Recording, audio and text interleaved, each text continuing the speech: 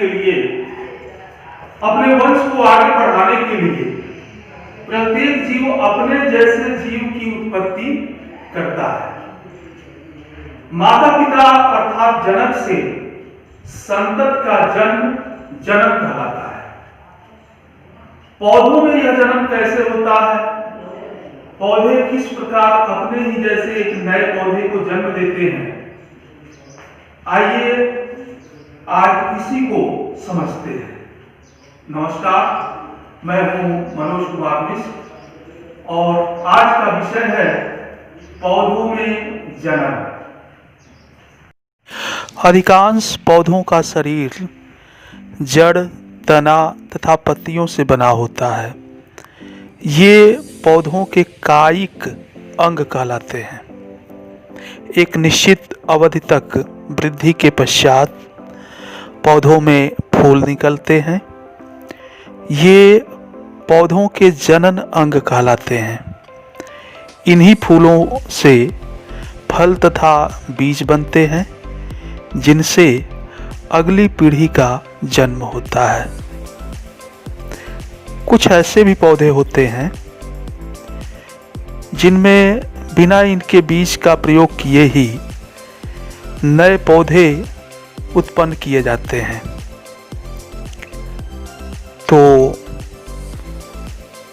पेड़ पौधों में जनन दो तरह से होता है, यानी दो प्रकार से होता है। कौन कौन? पहला लैंगिक जनन, जिसमें बीज के द्वारा नए पौधों का निर्माण होता है। दूसरा है अलैंगिक जनन। जनन की इस विधि में नए पौधों को उगाने में बीजों की आवश्यकता नहीं होती है, इसलिए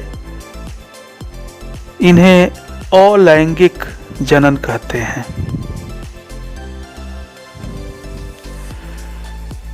अलैंगिक जनन कई प्रकार से होता है। मुकुलन के द्वारा, खंडन के द्वारा, बीजाणु निर्माण द्वारा, वर्धी प्रजनन या कायिक प्रवर्धन द्वारा। मुकुलन, पावरोटी या ब्रेड फुलाने में यीस्ट का उपयोग किया जाता है। यीस्ट एक कोशिकीय जीव है जिसे सूक्ष्मदर्शी द्वारा देखा जाता है। यदि पर्याप्त पोषण उपलब्ध हो तो ये कुछ ही घंटों में वृद्धि करके मुकुलन मतलब जनन करने लगते हैं। यीस्ट कोशिका से एक छोटा सा उभार निकलने लगता है, जिसे मुकुल या कली कहते हैं। मुकुल धीरे धीरे वृद्धि करके अपनी जनक कोशिका से अलग हो जाता है और नई यीस्ट कोशिका बन जाता है। मुकुलन की यह क्रिया इतनी तेजी से होती है कि कई नवीन मुकुल अपनी जनक कोशिका से बिना अलग हुए ही एक श्रृंखला में पाए जाते हैं। खंडन, ये अलैंगिक जनन का दूसरा प्रकार है। तालाबों या जलाशयों में हरे रंग के तंतुओं को तैरते हुए हम सभी ने देखा है। ये शैवाल होते हैं। इनके तंतु अनेक खंडों में टूट जाते हैं, जिसे खंडन कहते हैं।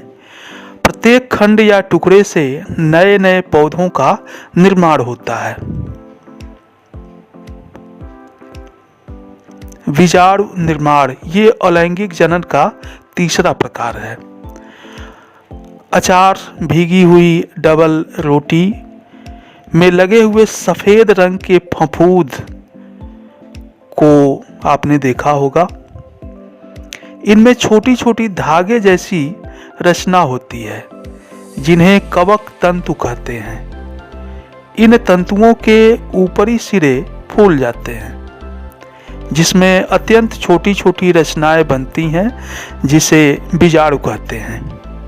ये बीजाणु प्रतिकूल परिस्थितियों जैसे पानी तथा भोजन आदि की कमी में भी जीवित रहते हैं। जब बीजाणु हवा के द्वारा नम स्थानों पर गिरते हैं तो अंकुरित होकर नए फफूंद को जन्म देते हैं। शैवाल, मॉस और फर्न आदि में भी बीजाणुओं द्वारा जनन होता है। अलैंगिक जनन का चौथा प्रकार है कायिक प्रवर्धन या वर्धी प्रजनन। जब पौधों के वर्धी भाग जैसे जड़, तना और पत्ती से नए पौधे का जन्म होता है तो उसे वर्धी प्रजनन कहते हैं। ऐसे पौधे बिना बीज के भी उगाए जाते हैं। शकरकंद, डहेलिया, सतावर की जड़ों को जब मिट्टी में बोया जाता है तो उनसे नए पौधे उत्पन्न होते हैं।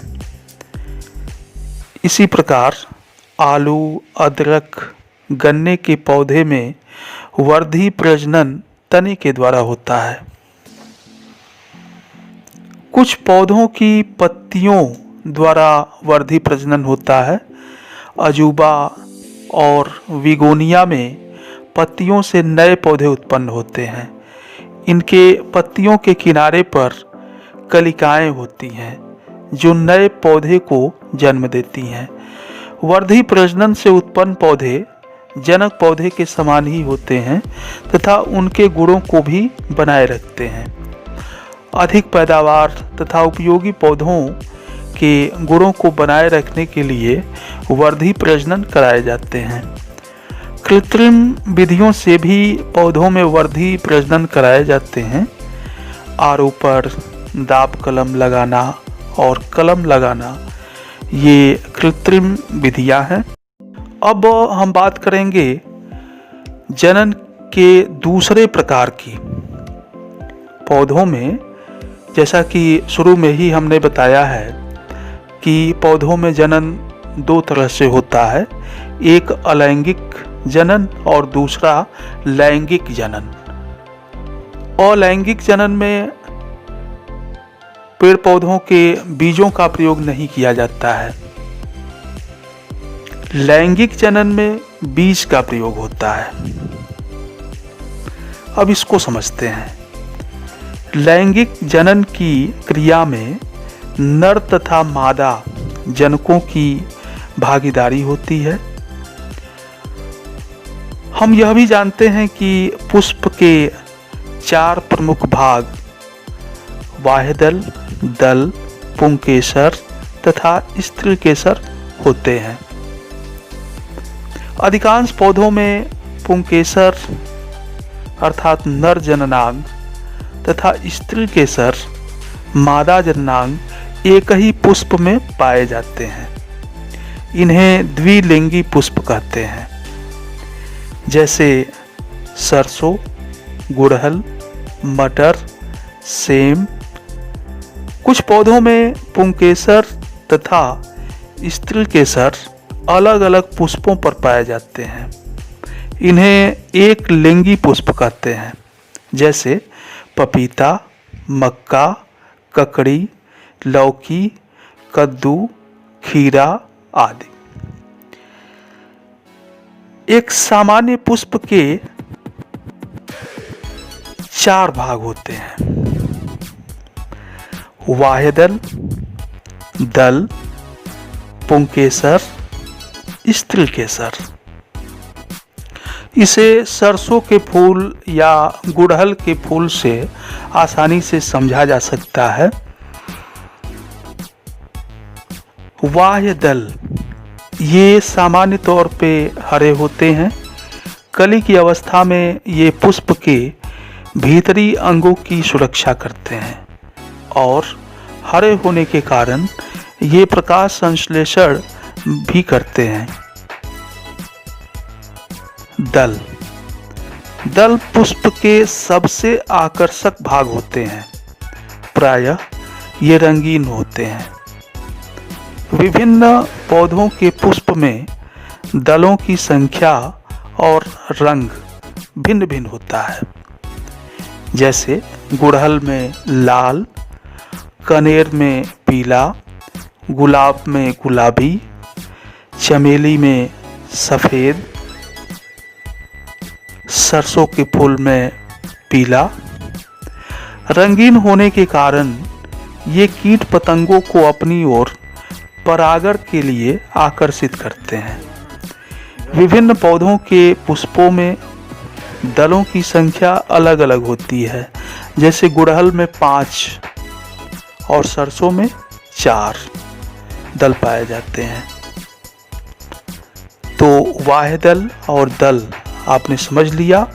अब हम समझते हैं पुंकेसर को। पुष्प के भीतर धागे यानी तंतु जैसी कई रचनाएं दिखाई देती हैं। इन रचनाओं को पुंकेसर कहते हैं। पुंकेसर का ऊपरी सिरा फूला हुआ होता है। इसे पराग कोश कहते हैं। पराग कोश में चूर्ण के समान नन्हे नन्हे कण भरे रहते हैं। इन्हें पराग कण कहते हैं। ये परिपक्व होने पर पराग कोश से बाहर निकल जाते हैं। ये पराग कण हवा, पानी, कीट पतंगों या अन्य जंतुओं के द्वारा अपने पुष्प या दूसरे पुष्प के वर्तिकाग्र पर पहुंच जाते हैं। हमने यहाँ गुड़हल के फूल से आपको समझाने का प्रयास किया है। गुड़हल का फूल ध्यान से देखें और सरसों का फूल यदि मिल जाता है तो उसे ध्यान से देखें और अच्छी तरह समझ में आ जाएगा।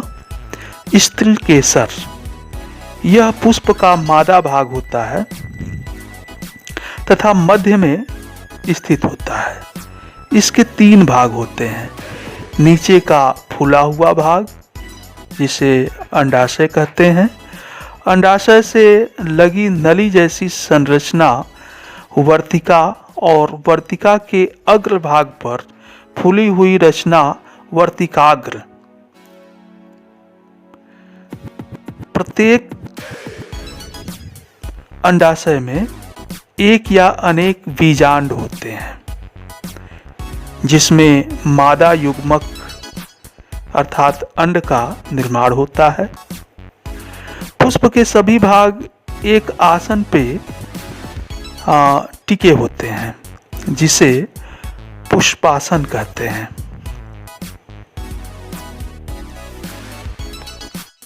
तो पुष्प के सभी भागों के बारे में आपने समझ लिया।